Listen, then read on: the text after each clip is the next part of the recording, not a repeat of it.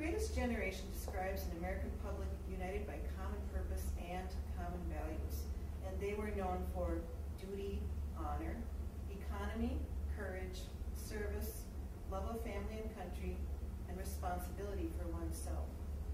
As we think about our generation today, how would you compare or contrast our common purpose, our common values with this point in time? There's a lot that's changed. There's a big difference between those of us who are living in the world today and those who were the greatest generation, who experienced the Depression, the war years, and the boom years following. I think the single greatest thing would be, I would say, a growing polarization in our society, a growing sense of individualism, and a lessening sense of responsibility to community.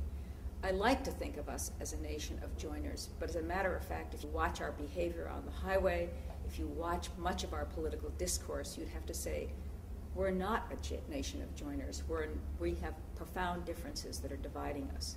I think in some ways, ironically, we find ourselves in the midst of an economic downturn that is once again turning our heads and saying, we need to be in a different place, that living beyond our means, that not having a sense of responsibility and shared community isn't really serving us very well, because we find ourselves in a very tough place.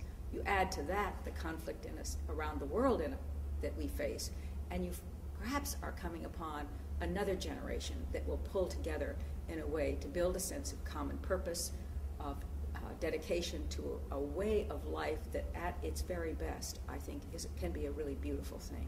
One of sharing, a sense of community, a sense of working for the common good, and building a nation that stands on that foundation.